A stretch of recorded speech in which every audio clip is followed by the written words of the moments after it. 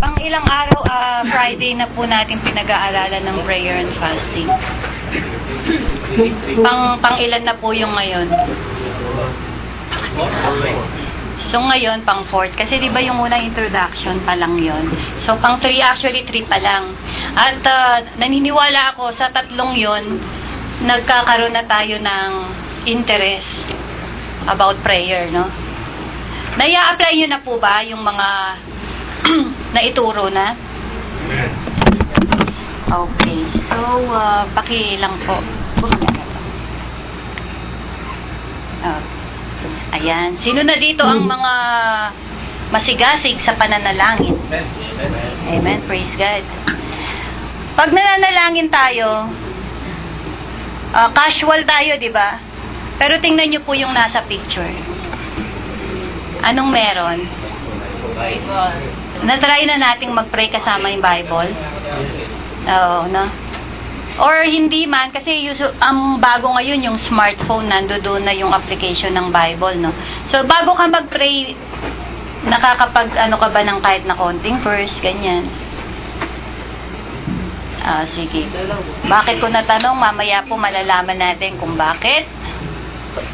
Okay, our lesson for today is prayer of petition.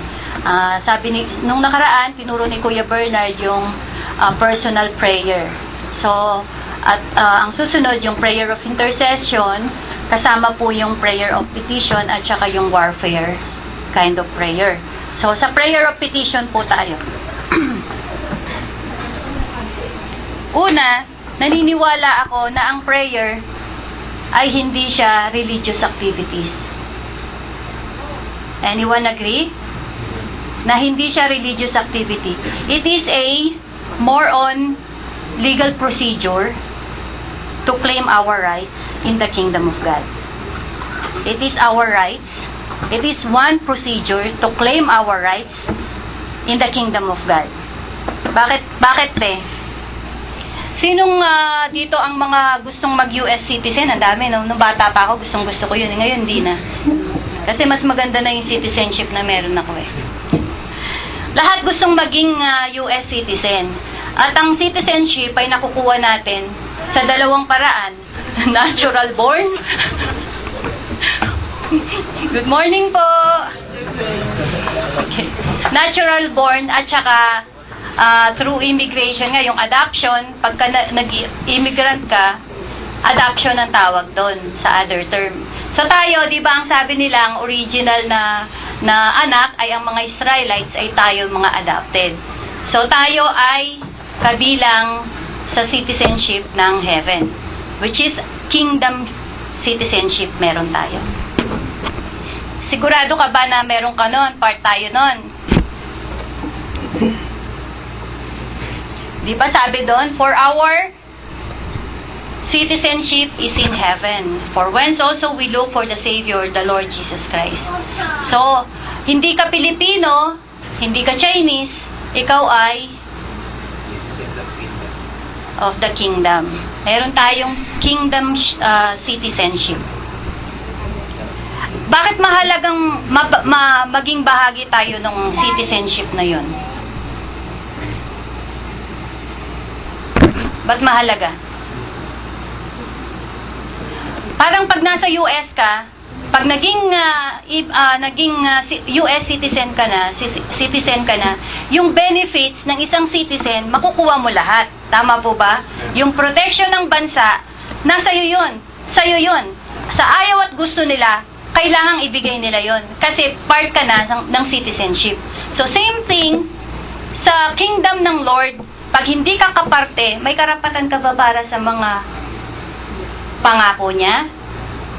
Since hindi ka kaparte ng kingdom, napakadali lang pong matanggap yung citizenship ng kingdomship, yung sonship natin. Ang sabi po sa John 1 verse 12, but as many as received Him, to them gave He power to become the sons of God. So lahat po daw ng naniniwala sa Panginoong Jesucristo at tumanggap sa Kanya, siya'y pinagkalooban ng pagiging anak, karapatang maging anak ng Diyos. So, tayo po ba ay lahat qualified doon? Amen. Kasi anak tayo, so we have the citizenship. Kaya mahalaga na alam natin na anak tayo ng Diyos. Alam natin yung standing natin before God. Alam natin, nakapaloob tayo dun sa kingdom citizenship ng Lord.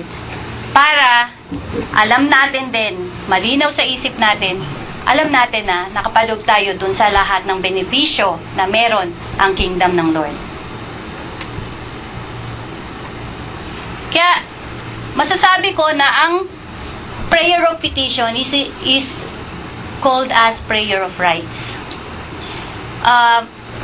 Pwede siyang i-apply sa personal prayer, but more on, legal ang pag-uusapan natin. It is a prayer of rights.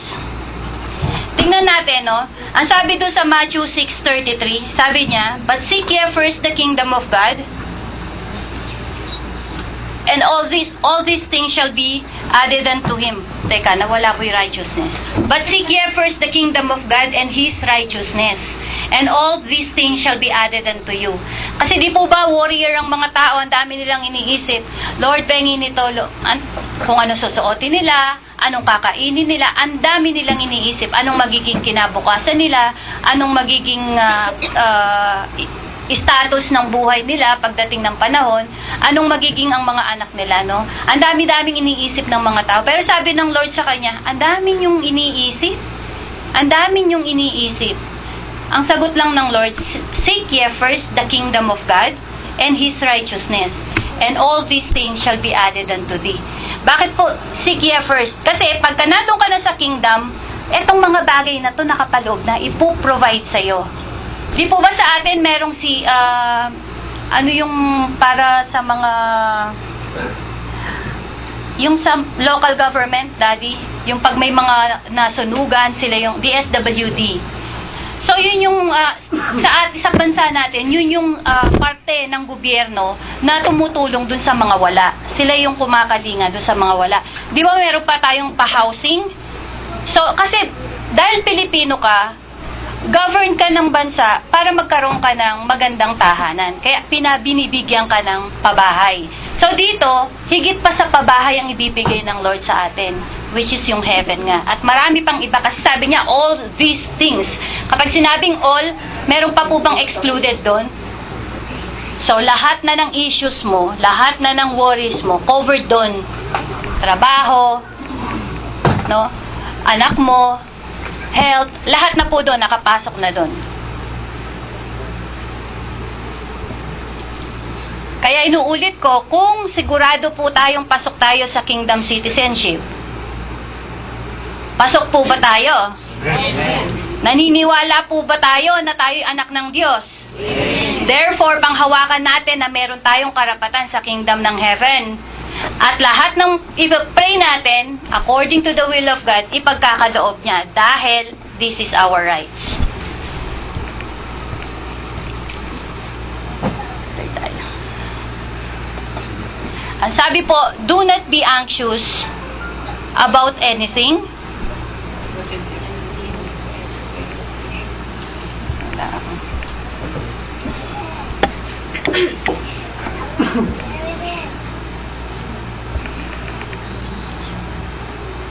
But in every situation, pray and petition, prayer and petition, with thanksgiving, present your request to God.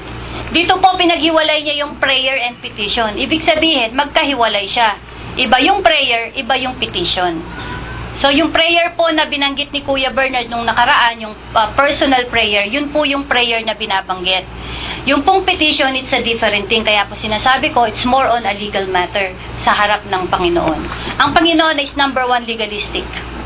Actually, bakit ko sinabi kanina na ang prayer ay it is a legal procedure para matanggap natin yung rights natin before God or yung mga pagpapalang ipinangako ng Panginoon sa atin. Unang-una, nung dumating ang Lord, sinong mga great opposer niya? Mga religious group. Sino nagpapako sa kanya? Religious group. God is really against religion. Kaya hindi niya in-offer yun. Maririnig nyo, pag binasa po natin ang New Testament, God is always mentioning about kingdom. Kingdom, kingdom, kingdom. Kahit pa nung i-introduce pa lang siya ni John the Baptist, ang sabi na niya, magsisi kayo sa mga kasalanan ninyo at talikuran nyo na ang mga paggawa ng mga masasama. Prepare the way of the Lord, for the kingdom of God is near. Always kingdom po. From introduction hanggang matapos, it's always the kingdom of God. So, na-mention po yung petition. Sa ibang translation po, makikita natin yung word na petition as supplication. Saan po natin madalas maririnig ang word na petition? Sa korte. Saan pa po?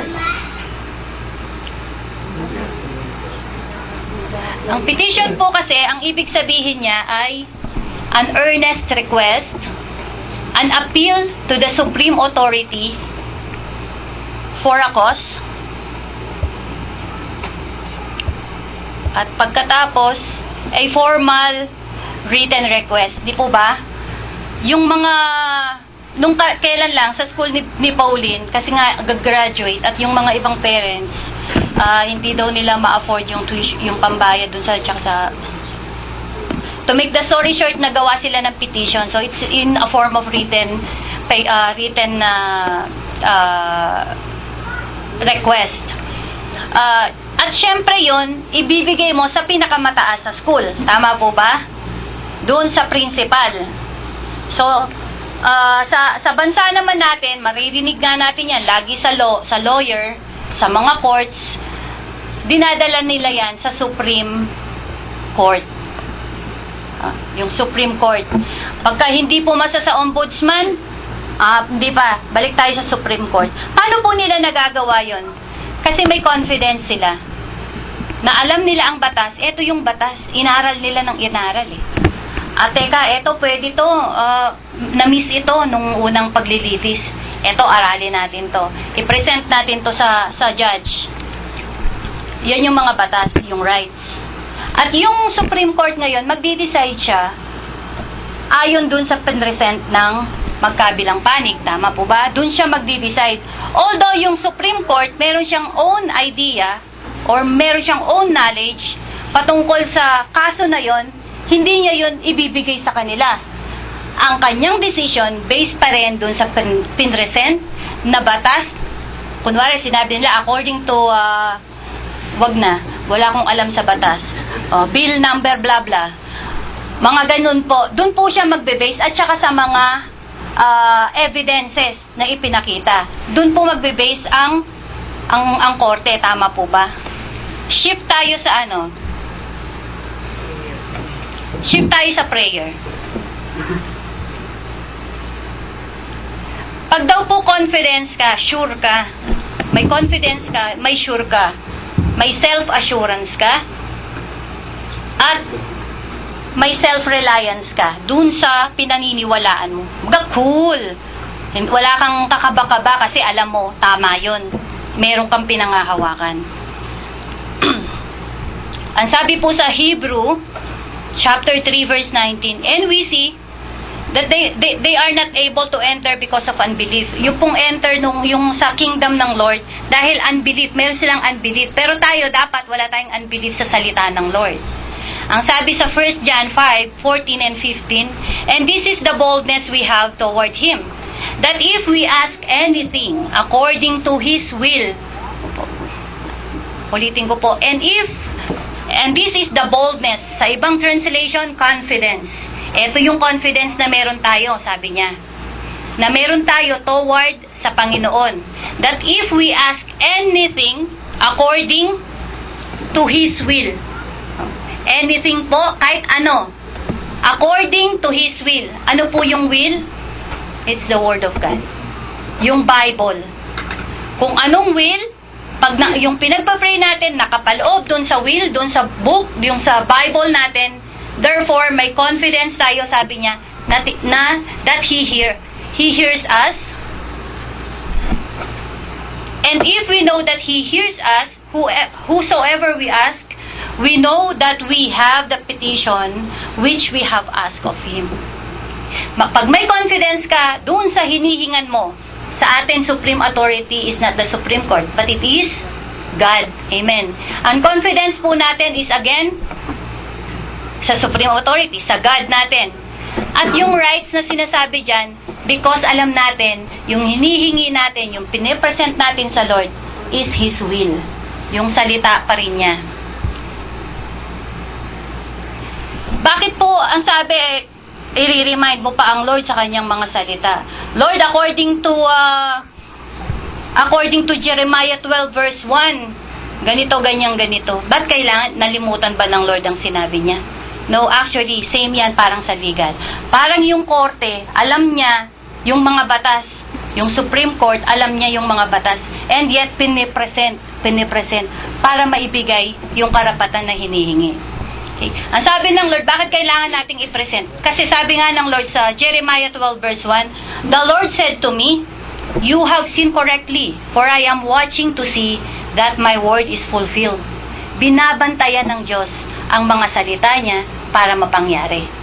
Kaya, pag binanggit mo sa kanya yon, hindi pa ito nangyayari sa anak ko to. Tama nga, ibigay ko sa kanya.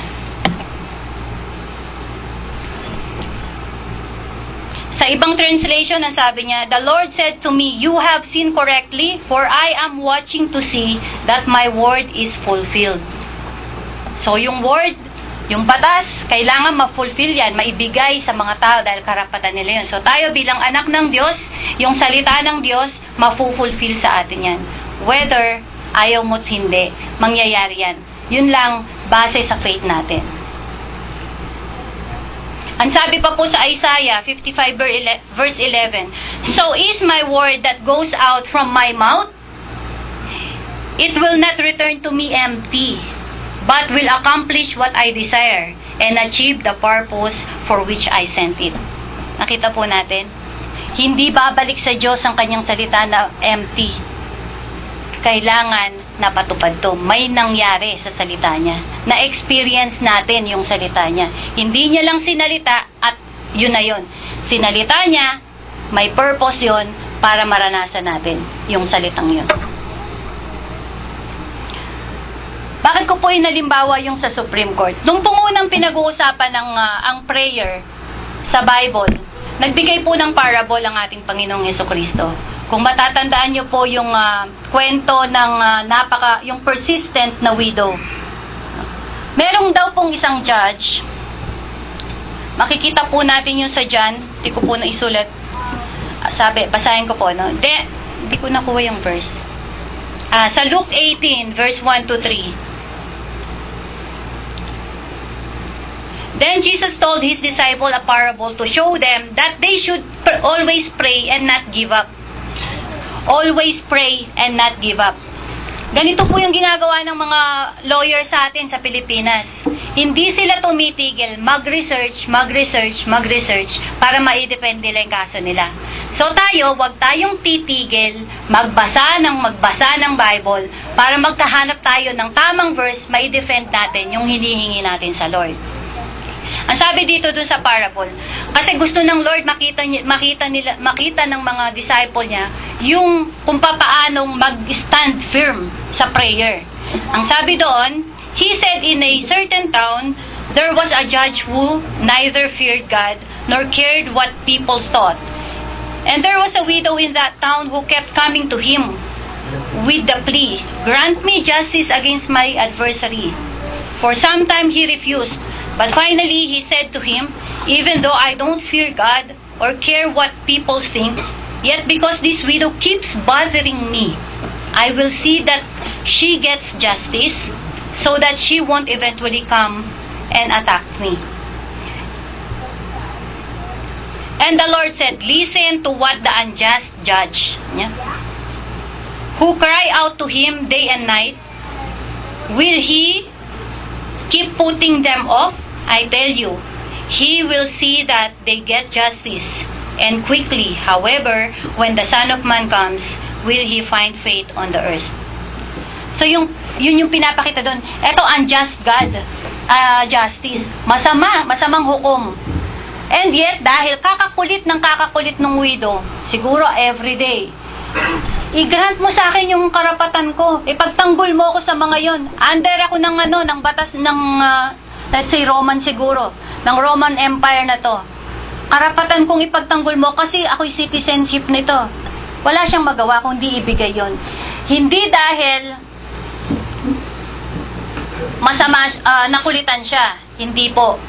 Hindi dahil palagi siyang kukulitin. Ang totoo, kasi karapatan niya yon. Yun yung pinapakita ng Lord dito.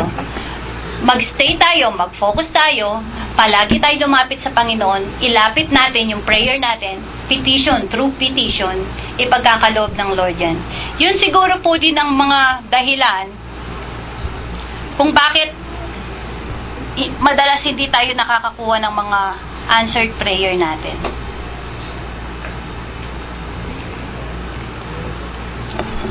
At ang maganda pa, yung ating judge is not a respecter of any person.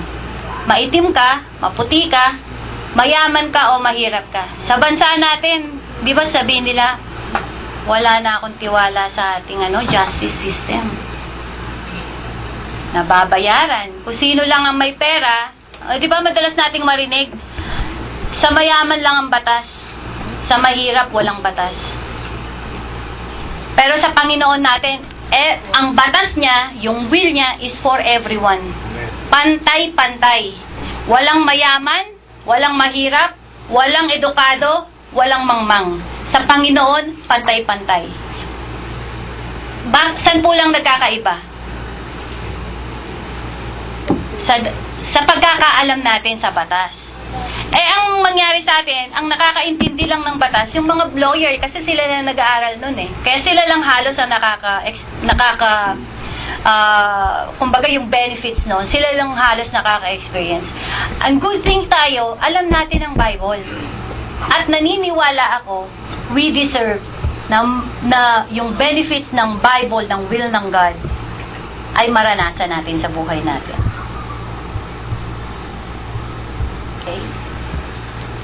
So, if all is equally subject under the law, which is yung Word of God, law is not a respecter of any person. Kaya, maniwala tayo, paglalapit tayo sa Lord, it is not because elder ka. Hindi dahil masipag ka sa transpo or meron kang ministry. Nakikita po ng Lord yan. At ang maganda pa, yung judge kanina sa Supreme Court, bumabase lang siya dun sa present na batas. Doon lang siya magbabase at saka doon sa present evidence. But ang Lord, siya yung nakakasik ng heart natin.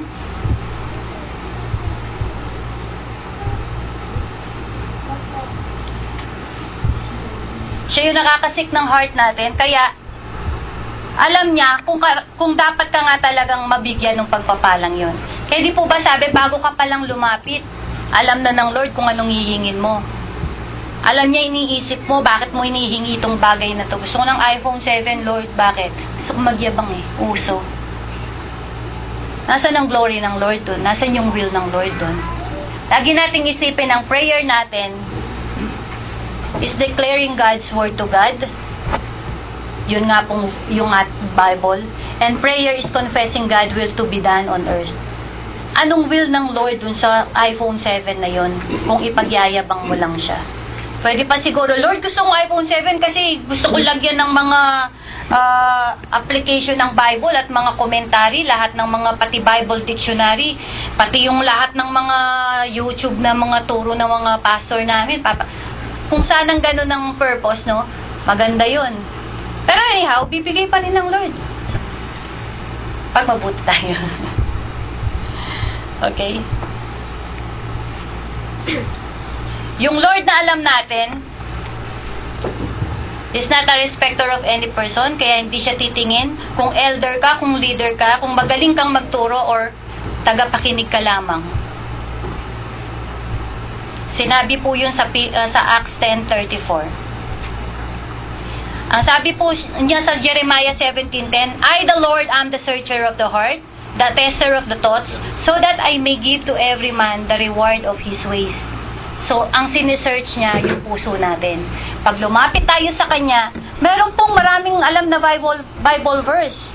Pero hindi mo makita sa buhay niya, nararanasan niya. Pag nag-pray, ang haba-haba.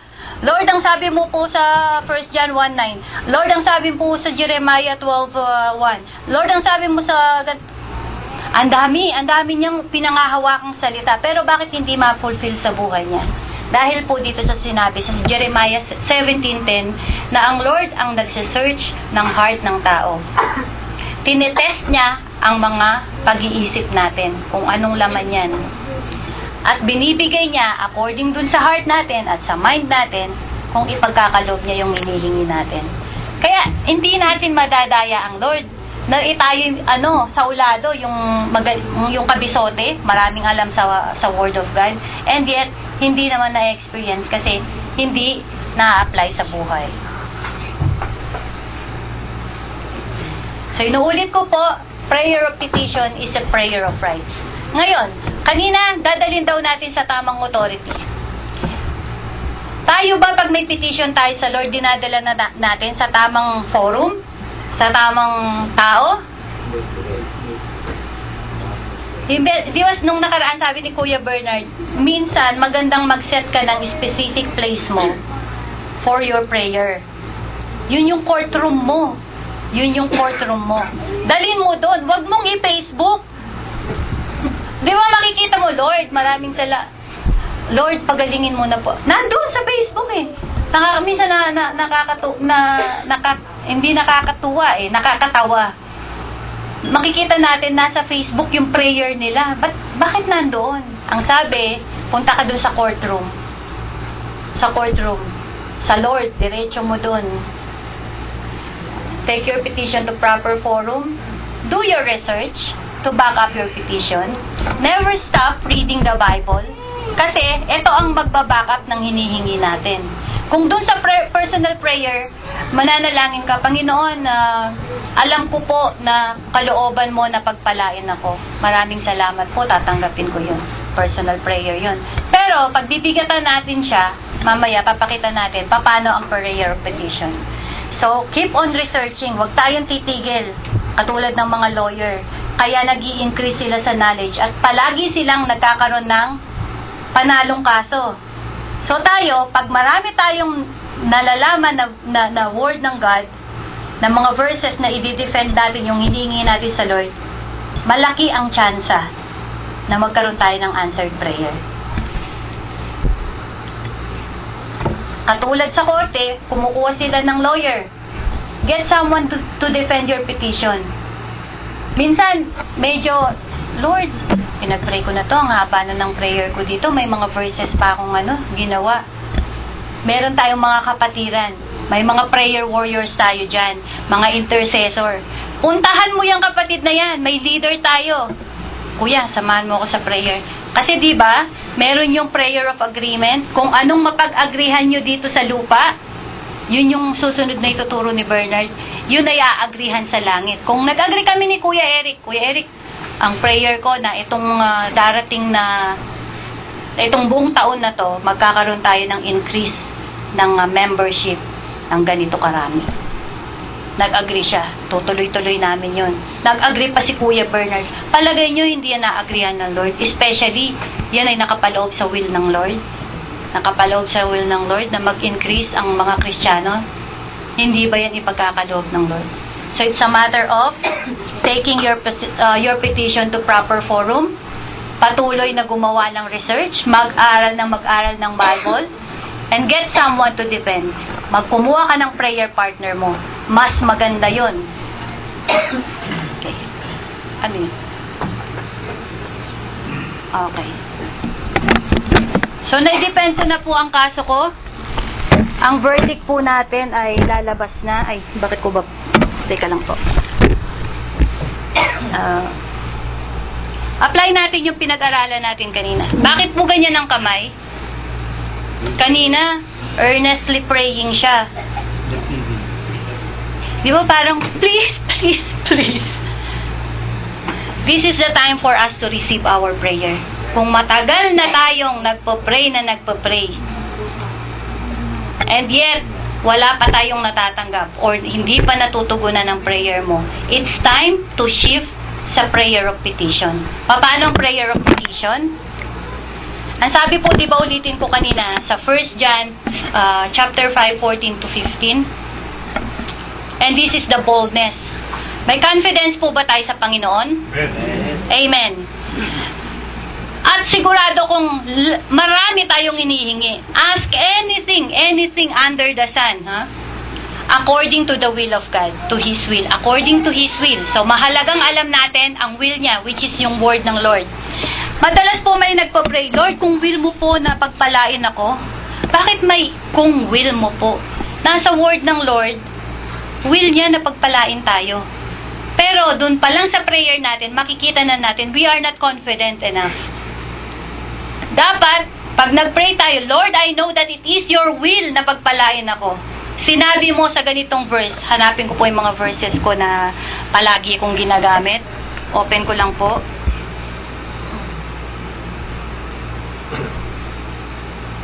Verses.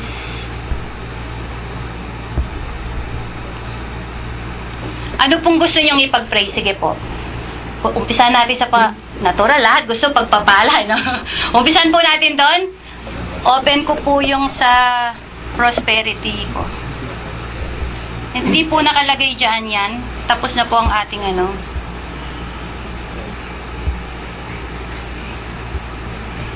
Una, napakadaling ano, meron din, kaya nga diba, seek ye first the kingdom of God and His righteousness. Yung righteousness doon, i-apply kasi natin siya. Hindi yung meron ka ng citizenship and yet wala lang, green card lang ang hawak mo. Hindi mo alam kung ano yung rights na meron ka. So, and His righteousness, ang sabi niya. Kunwari, magpa-pray ako sa about prosperity. Lord, maraming salamat po dahil dinisenyo mo na maging blessed ako. Ang sabi mo, Panginoon, sa 2 Corinthians 9 verse 8, that God is able to bless you abundantly, so that in all things, at all times, having all that you need, you will abound in every good work. Lord, alam ko po, tumutulong ako sa mahirap. Gusto ng Lord yon, may verse doon sa Psalms, ang mga tumutulong sa mga mahihirap, hindi nawawalan, hindi nauubusan. So, ang sabi dito, sabi mo, Lord, ang sabi mo, mag-a-abound ako sa lahat ng bagay. Para sa lahat ng pagkakataon, magamit ko din to sa paggawa ng mabuti. Check yourself din. Baka mamaya, pinagpapala ka, madamot ka naman. Hindi ka rin nagbibigay. Hindi rin ipagkakaloob. So, kailangan yung will, parang ang magnanakaw. Palagay mo, pupunta siya sa pulis para humingi ng tulong, siya nga yung nagnakaw. Hindi, di ba? So, kailangan siya yung gumaganap nung kanyang pinagpapray. Sige. Ang sabi pa sa Ephesians 6:8, because you know that the Lord will reward each one for whatever good they do, whether they are slave or free. Ang dami ko pong sinave dito na mga eto, sabi, those who give to the poor will lack nothing. Lord, alam nyo naman po ang puso ko. Wag mo nang parang yung pariseyo na, Lord, ito ang laki ng binibigay ko, hindi katulad ng mahirap na yun. Kukusing lang ang binibigay. Hindi ganon, no? Ang prayer, Lord, alam mo po ang puso ko. Alam mo po ang purpose ko para sa hinihingi kong to. At alam ko, Panginoon, na hindi nagkukulang ang mga taong tumutulong sa mga mahihirap. Sabi niya yun sa Proverbs 28:27. A generous person will prosper whether refreshes others.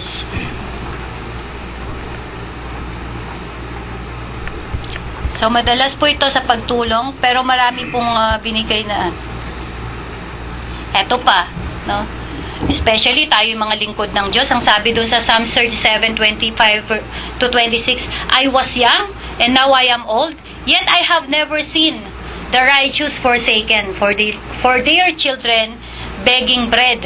They are always generous and lend freely.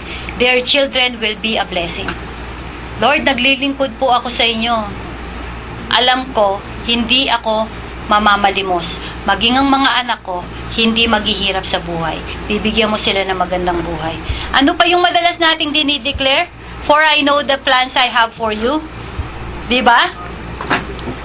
Yan yung mga i-declare natin sa prayer. Yan yung mga batas na ipopropose natin sa Lord.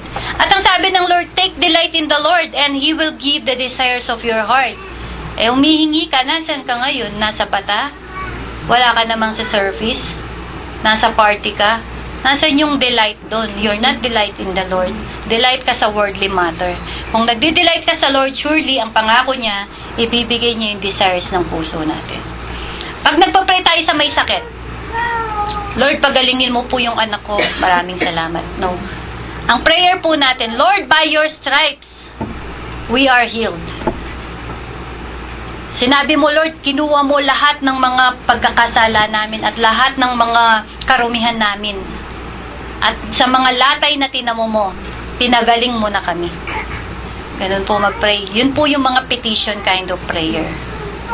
Sa healing. Marami pa. Maibigay ko po na example nung si Pauline, umuwi kami sa Pilipinas. Usong-uso yung dengue. At si Pauline, si Pau kasi kahit may sakit yan, laro pa rin ng laro. Di ang nangyari ngayon, habang naglalaro siya, dumudugo yung ilong niya, mabilis. Sinawa ko siya, bakit ka ako, mainit ka, tas hindi ka, laro ka pa ng laro. So, pinapahinga ko. Kahit yung tulog siya, yung unan talaga, tulo ng tulo yung dugo. Tapos nakita ko na may mga rashes ng ganyan. The whole night, hindi ako natulog. Hawak po ang Bible ko, hinanap yung Bible po, luma pa Tagalog, bigay po ng isang kapatira na beautician po yung nagbigay sa akin na yun, si Ate Melay. So, yun pa po ang hawak ko na Bible. Luma na po talaga siya kasi second hand na po siya o baka third hand na po sa akin. Magdamag po yun, hinanap ko lahat ng verse about healing. At talagang kahit sintonado ako, kumakanta ako sa Lord. At as Lord, alam ko Panginoon, papatunayan mo bukas ng umaga. Pupunta kami sa hospital at negative sa dengue ang anak ko. Pagdating namin sa hospital, ang sabi ng doktor, ano bang problema? Nilalagnat po kasi siya. Dinudugo yung ilong niya at malakas ang tulo ng dugo at may mga titiningnan niya na yung tiyan, may mga rashes. O pa-check na yan ng dengue. Lahat po nung symptoms dengue. Inano yung kanyang temperature. Pero nung sa bahay, ang temperature niya mataas talaga. Tapos sabi niya, balik ka after 30 minutes or mga ilang oras, basta balik ka. Hindi ako tumuloy sa amin sa bahay. Pumunta ako dun sa bahay ng nanay at tatay ko, kung saan nakatira yung kuya manding ko na Kristiyano din. Kuya, sabi ko, di ka, mag-pray tayo kasi si Pauline pinatest ko para i-prove ng Lord na negative ang result. Nag-pray lang po kami ng kuyang ko. Yun po yung sinasabi ko kanina, maghanap tayo ng kapartner, ng kaagrihan. Nag-pray kami, bumalik kami sa doktor, negative. Tapos binigyan ng gamot si Pauline, yung para sa lagnat lang. Pag lang po mainit lang siya, tsaka nyo bigyan. Praise God, yung buong araw na yon nagstay kami sa bahay ng nanay ko. Hindi nilagnat si Pauline, dire-diretso. That is the power of prayer. Hanapin mo sa Bible ang katugunan. Gusto mo ng pagpapala, maghanap ka ng mga verses about pagpapala. Kung meron ka namang mga about nanghihina ka, fearful ka, may mga verses din dyan. Kung merong may mga request ka about, yun nga, nabanggit ko, healing, meron din dyan. Gusto mo ng knowledge, sabi nga, yung wisdom, binibigay ng Lord. Ano pa, sabi niya, if you ask anything, kahit anong hingin mo, pasok sa will ng Lord. Hanapin lang natin siya. We just have to do our research. So, yun po ang ating prayer of petition. Next time, pag magpa-pray tayo, level up tayo from personal prayer to petition kind of prayer. Kung may tanong po or idadagdag, sige po. Sige po. Kanina nabanggit mo ate, pupunta sa bata. mananalangin siya, tapos wala siya. Tapos meron siya hinihiling pero nasa batak. Ibig sabihin, pag mananalangin, meron application. Opo. Ang ano ko po kanina, di po ba ang sabi doon, delight yourself in the Lord and He will give the desires of your heart. Ibig sabihin po ng delight, hanapin mo yung sarili mo, nakasakasama mo lagi ang Lord. You're seeking dun sa presensya ng Lord. Kung may gawain dito, ang ibig sabihin ko, may gawain dito, at ikaw ay talagang sinasabi mong you're delighting yourself unto the Lord, you should be in the presence of God. Nandito ka. Wala ka sa bata. Kaya, Pag outside ka sa circle of prayer or petition, you are not allowed to bless? ay, hindi ko po sinasabing hindi ka. Sabi po ng Lord, pinapaulan niya at pinapasikat ang araw, both sa masama at sa mabuti. Dahil yun ay given law na yun, nature na yun, isinet na ng Lord yun. Pero yung mga pagpapala, yung mga extraordinary pagpapala na hindi natin mga inaasahan, yung regular na pagkain, pagpapala pa rin po yan, di po ba? Actually, malaking pagpapala. Magising ka sa umaga, this is because of grace of God. Kaso ang nangyayari sa ating mga Kristiyano,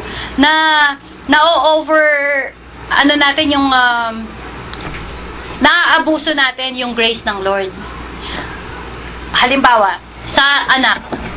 Ang mga anak mo, karapatan nila, na ibigay mo yung needs nila. Tama po ba?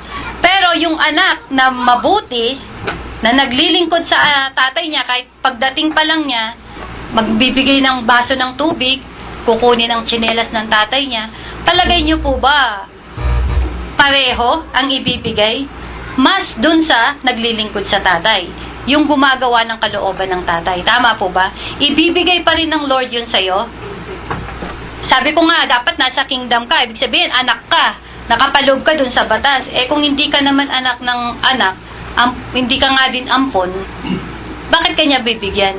Pag wala sa inner circle, percentage lang ang blessing, hindi yung full. Opo. Masasabi ko pong opo. Opo. Support ka mo sa aming kaya ng tigaya. Kasi pag anak ka ng Lord, dapat sa gawain ng Panginoon, lalo na sa every Friday, na yun yung araw na kung saan rest day natin yung sarili. Alam natin, Sabbath day for the Lord is 7th day. So, kung wala ka dun sa holy na yun, na keep the Sabbath holy, and then you are not there, and then yung implication na nandun yung presensya ng Panginoon to the worship, and wala ka na sa bataka. So, nasaan yung honor, yung respect sa Panginoon na dapat nandun ka sa piling niya because it's Sabbath for your spirit and for your gratitude sa ating Panginoon, presence. Kasi kailangan ng Panginoon presensya ng bawat isa every Sabbath kasi because it's a command. Ngayon, nasa bata ka.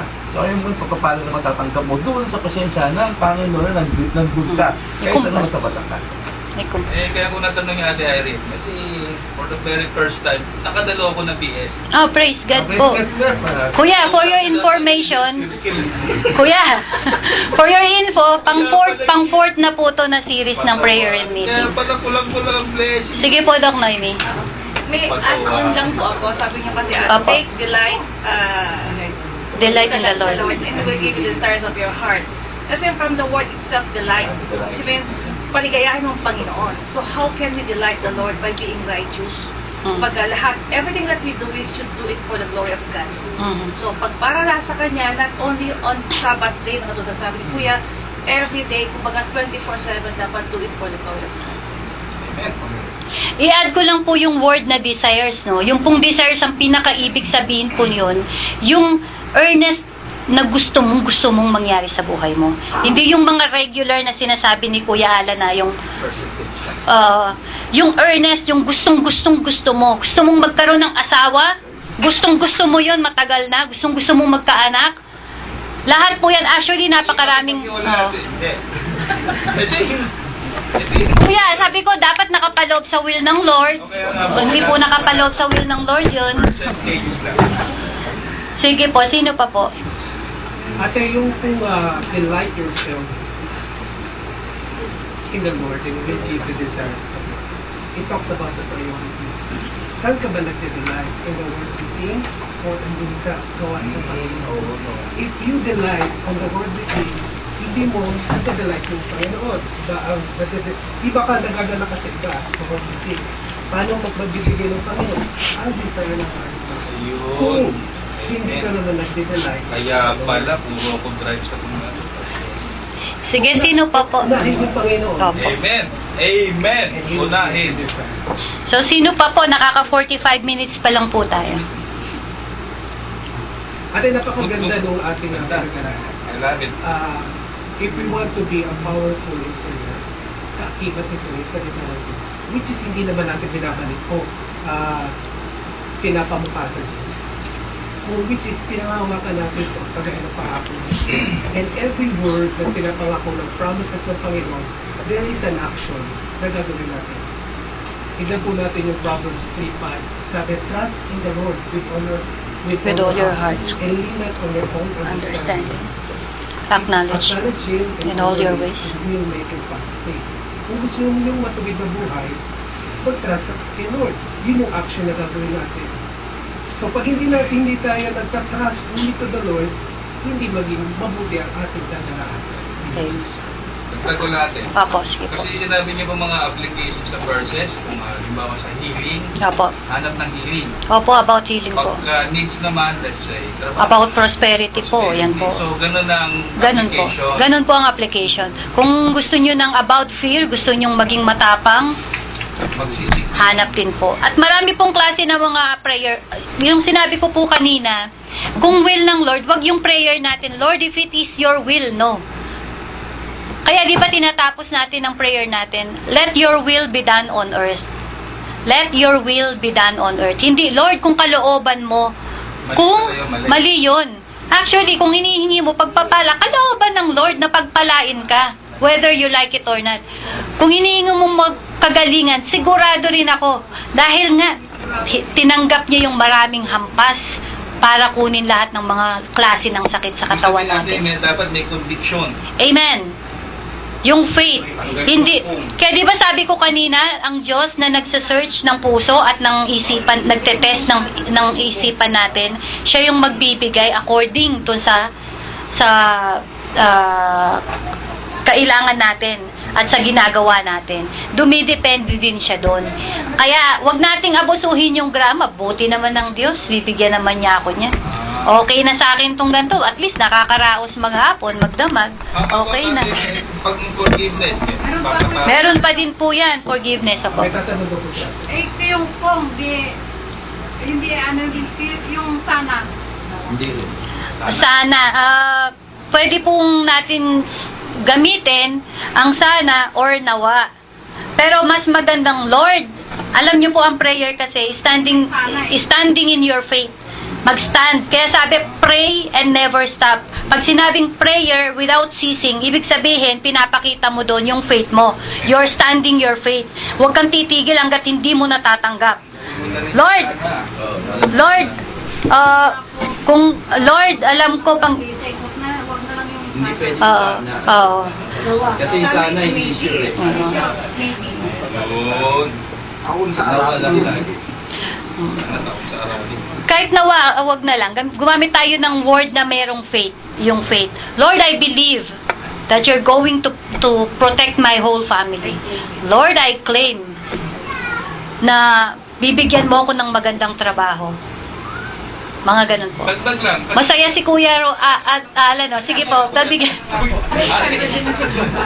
Sige po. Kasi naiinis din ako sa mga kausap ko, hindi kayo ha. Lagi nila nagsasabi na, Ishala. Paano ko sila nire-review doon? Mga Arabic. Arabic ba yan? Cristiano. Kristyano. Ishala. Sabi ko, I don't like you, Ishala. I need your schedule to be balanced. It's like, So, yan yung sinasabing sa salita lang. Ang salita, Cristiano yata yung pagkakita. Di ba, meron ding sa word ng God na pinupuri nyo ako sa mga labi nyo, pero ang mga puso nyo ay malalayo sa akin. So, kailangan na pagka nagsabi tayo sa Lord, from the heart talaga siya. pag wala Ishala, kalimutan na kaliwan nila. Meron po? So, sa susunod po, ituturo ni Kuya Bernard yung warfare. Actually, napakamaraming halimbawa po sa Old Testament patungkol sa prayer, sa petition na yan eh. Si Abraham, nung nagpetition siya kay patungkol sa Sodom and Gomorrah, tapos si Moses nagpetition siya sa mga Israelites na talagang uubusin na lahat ng Lord. Ititira niya lang si Moses. And yet, lumapit ang Panginoon, Lord, kung papatayin mo din lang naman sila, tanggalin mo na yung pangalan ko sa libro ng buhay. Ibig pati yung sarili niya. So nakita ng Lord yung compassion na meron ng Diyos sa buhay ni Moses. At pinagbigyan ng Lord, hindi niya pinatay ang mga Israelita. At maraming pagkakataon po, siguro po kung magkakaroon tayo ng extension, next Friday, pwede tayong pag-aralan natin yung mga sitwasyon sa Bible na nagpetition ang mga tao sa Lord at pinagbigyan niya. Ang desisyon ng Lord, puksain na eh. Tapos na. And yet, binago ang desisyon ng Lord dahil sa petition. So, same thing, pasaway tayo palagi, pero pag lumapit tayo sa Lord, may mga changes po mangyayari sa buhay. Kaya asahan ninyo, yung prayer natin, ilahad ang kamay, start praying in petition, at alam ko ipagkakaloob na ng Lord. Yung matagal na natin pinagpapray. Okay po, let's pray. Hallelujah. Lord, maraming salamat po. Alam namin, Panginoon, that it is you who makes our heart excited every day. Sapagkat ikaw ang Diyos na nagbibigay ng lahat ng aming pangangailangan. Ano man po ito, Panginoon. Mga bagay na hindi namin sukat isipin ay kaya mo ding ipagkaloob nang naaayon sa aming pananampalataya. Kaya Panginoon, kasama ng pag-aaral namin ng iyong mga salita patungkol sa pananalangin at sa pag-aayuno, ilagay mo, Panginoon, i-increase mo pa sa pakikinig at pakikinig namin ng iyong mga salita ang aming pananampalataya upang mai-apply namin to sa aming pang-araw-araw na buhay. At alam namin, Ama, kapag ginawa namin ito ayon sa iyong kalooban, sigurado ang pagtanggap ng katugunan sa bawat panalangin aming inilalapit sa iyo. Sapagkat alam namin na ikaw ang Diyos na mapagpala at laging handa sa mga anak mo. Hindi ka nagwi-withhold ng mga pagpapala sa iyong mga lingkod. Kaya alam namin, Panginoon, more blessings is about to come sa buhay namin, spiritually, materially, physically, O God, and sa iba pang mga bagay. Kaya, Panginoon, maraming salamat. To you we give the glory, the honor, and adoration. In Jesus' name, Amen.